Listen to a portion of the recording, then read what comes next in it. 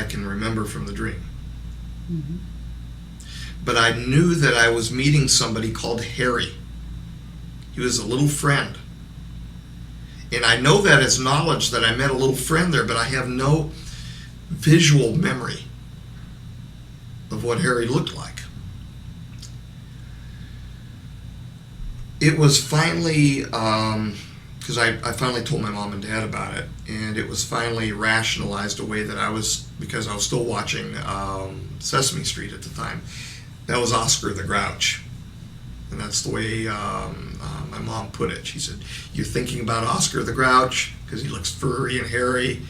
And from that time on, as the dreams continued, I then remember seeing Oscar the Grouch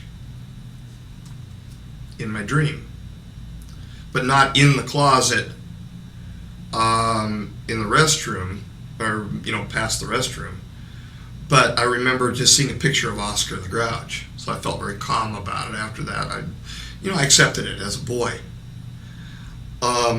So you were abducted in something that you don't remember the details of. Is that the actual experience once? Yeah, I told you what the actual memory of it from my boyhood. That is it. Now I remember possibly, and I'm not sure over the years whether this was confabulation or not, because I was a boy at the time.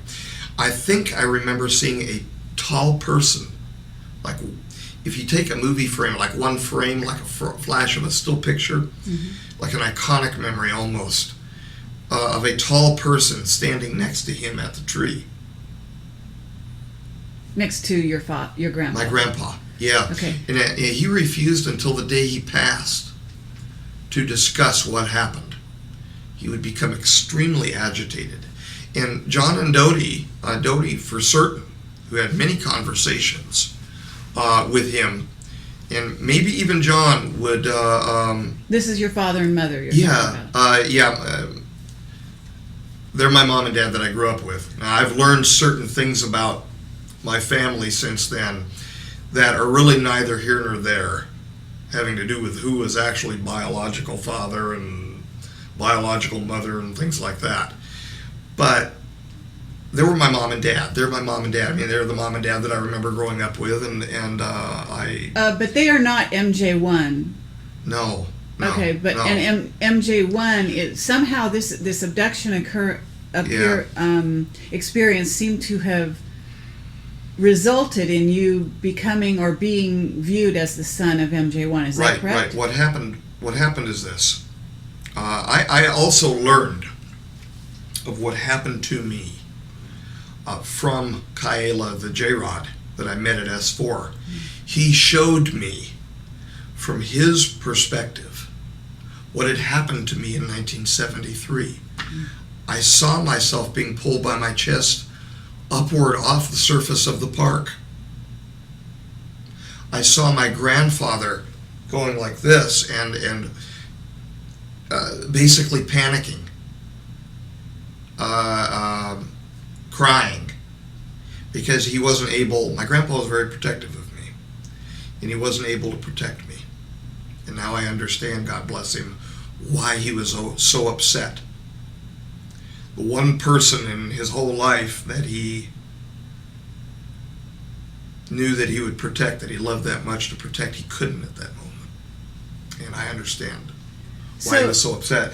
But the J-Rod showed me what happened to me, that I was picked up and that I was laid down on a table in some sort of a craft.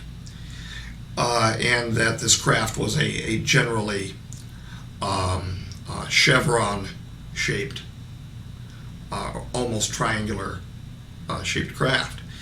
And I was laid down next to a series of young people, one of which was in fact the son of the former MJ-1. Something went wrong during the course of my time on board the craft when samples were being taken of me for their studies. And the son of the former MJ-1 died during that time, they put some sort of equipment on me. It almost looked like EEG type, a neural net, if you will, of receivers, probes, electrodes, if you will, on me. And they were trying to save, desperately trying to save, and I could see the movement of the J-rods around this other boy. And I know what he looked like and all of that, because I was seeing it through the eyes of Kyla. They were trying to save him, and he ultimately passed.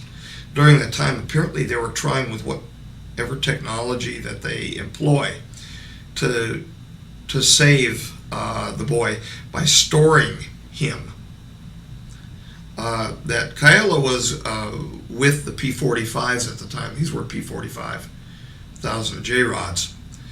And they looked at us, and they look at us as no more than containers or cylinders, almost like beakers full of material, of electromagnetic material. And so they were trying to store his energy, if you will. Right. Marcia suggested the word vessels. Right. They were trying to store him for a while, I guess, in me. Now, my memory of myself at the time was a rather dull boy that liked to play baseball and with G.I. Joes and things like that. The record of me at the time was that I had an okay acuity in science. That's what the elementary school teachers were saying. I don't remember having acuity like that in science, and there's a disjoint in my own story of myself because of this. Because after I was put down back in the park, over the course of the next couple of years, there were changes in me. But then again, there should have been, because I was growing up. But there was a substantive intellectual change in me, where I was no longer interested in those same things of my youth. Was that maturation? Probably some of it. Was it a change as a result of what was done with me on board the craft? The Majestic thinks so.